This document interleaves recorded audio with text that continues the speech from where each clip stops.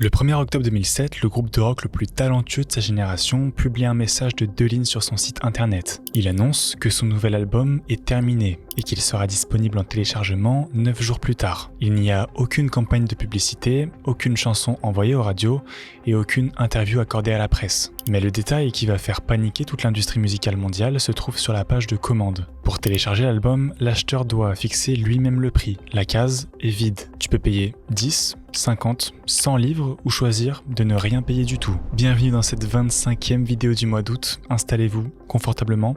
Aujourd'hui, on va parler de Radiohead et de l'album qui va redéfinir la façon de vendre sa musique à l'ère d'Internet.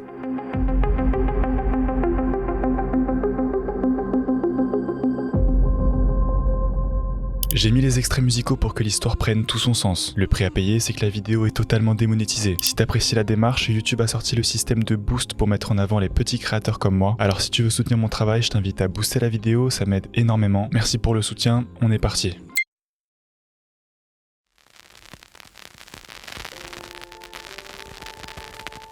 Tout commence en 1985 en Angleterre. 5 élèves créent un groupe appelé On a Friday. Ils viennent tous de la classe moyenne, jusqu'ici une histoire assez classique, juste une bande de potes qui créent un groupe et qui font de la musique.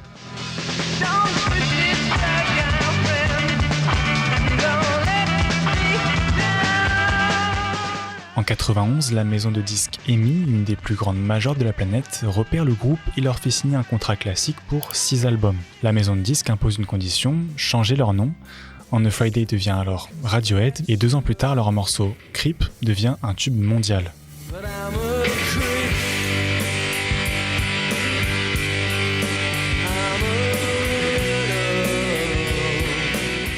La machine industrielle des maisons de disques se met alors en marche. Financement de tournées internationales, production de clips vidéo à gros budget et utilisation du réseau pour faire passer le groupe à la radio. Pour l'instant, ça ressemble à une success story assez classique. En 97, Radiohead sort son 3e album, il passe encore un nouveau cap, le disque se vend à plus de 4 millions d'exemplaires et fait d'eux le plus grand groupe de rock de sa génération, tout simplement.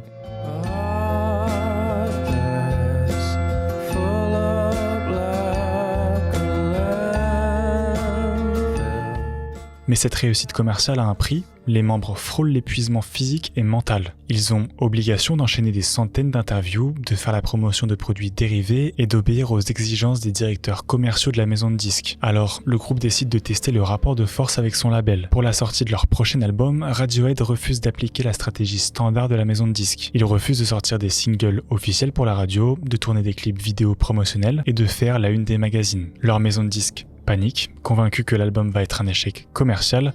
Au final, tu t'en doutes, le résultat dément totalement les prévisions du label.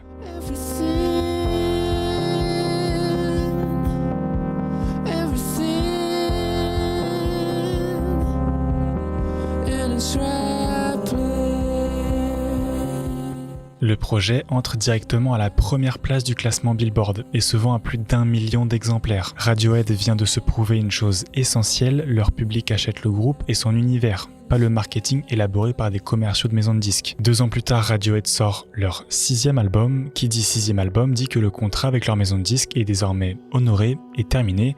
Radiohead est libre. Le contexte du groupe est posé, maintenant parlons du contexte de l'industrie à ce moment-là. On en a parlé dans la vidéo d'hier, au milieu des années 2000, l'industrie du disque traverse la plus grave crise financière de son histoire. L'apparition du téléchargement fait s'effondrer les ventes physiques et les maisons de disques réagissent par la répression. Elles attaquent en justice leurs propres clients qui téléchargent illégalement de la musique. En 2003, Apple lance iTunes. Steve Jobs, le PDG d'Apple et donc l'un des hommes les plus puissants de la planète à ce moment-là, impose une règle stricte aux maisons de disques. Tous les morceaux sont vendus au prix unique de 99 centimes. Pour le public, c'est un gros changement, mais pour les artistes, ça change pas grand-chose. Que ce soit sur un CD via une maison de disques ou via Apple sur iTunes, l'artiste ne touche qu'une redevance très faible d'environ 12%. Au milieu de tout ça, Radiohead enregistre son 7e album, mais n'a donc plus de label, plus de services marketing et surtout plus aucun moyen de distribuer sa musique. C'est dans ce contexte d'indépendance et de liberté totale qu'ils prennent une décision. Ils mettent en place un système de pay what you want,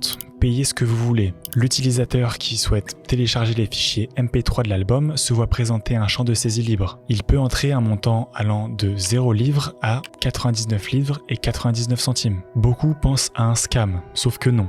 Ceux qui choisissent la gratuité voient le téléchargement démarrer immédiatement sans aucune restriction. Ce qui ressemble à un geste de suicide commercial est en réalité un coup de maître, parce que pendant le seul mois de la sortie du projet, l'album enregistre environ 1,2 million de téléchargements. 62% des utilisateurs choisissent de télécharger l'album pour 0 livre. Les 38% restants choisissent de payer en moyenne 6 livres par téléchargement. Donc si on fait nos petits calculs, en comptant les téléchargements gratuits, chaque téléchargement rapporte en moyenne 2,26 livres au groupe. Pour comprendre le basculement économique, il faut comparer ces chiffres avec le modèle traditionnel d'une maison de disques. Sur un album vendu au format numérique par un label classique au prix de 10$, la maison de disques et la plateforme prélèvent la quasi-totalité de la somme. Après déduction des coûts de production et des commissions, l'artiste perçoit entre 0,6 et 0,9$ par vente. Dans le modèle mis en place par Radiohead, tous les intermédiaires sont supprimés. Lorsqu'un fan paye 6$, le groupe doit uniquement payer des frais bancaires de 55 centimes. Même avec 62% d'utilisateurs qui ne payent rien, Radiohead gagne en moyenne 2,4 fois plus d'argent par unité qu'avec un contrat classique. Alors, évidemment, pour Radiohead, c'est un coup de maître magnifique. Mais dans l'industrie musicale, la réaction des dirigeants de grandes maisons de disques est immédiate. Les experts déclarent que la décision de Radiohead détruit la valeur de la musique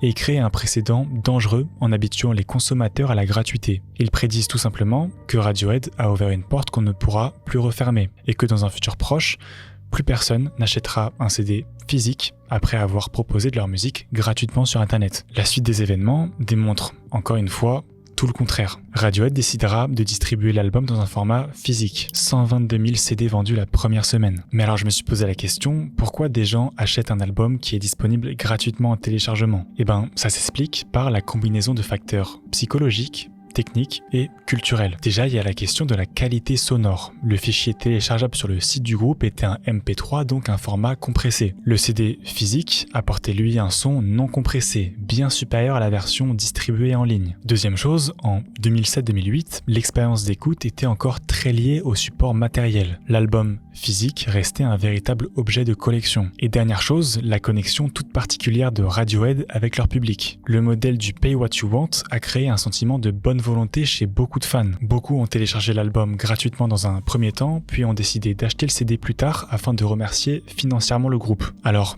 non, l'accès gratuit sur Internet n'a pas du tout détruit les ventes physiques.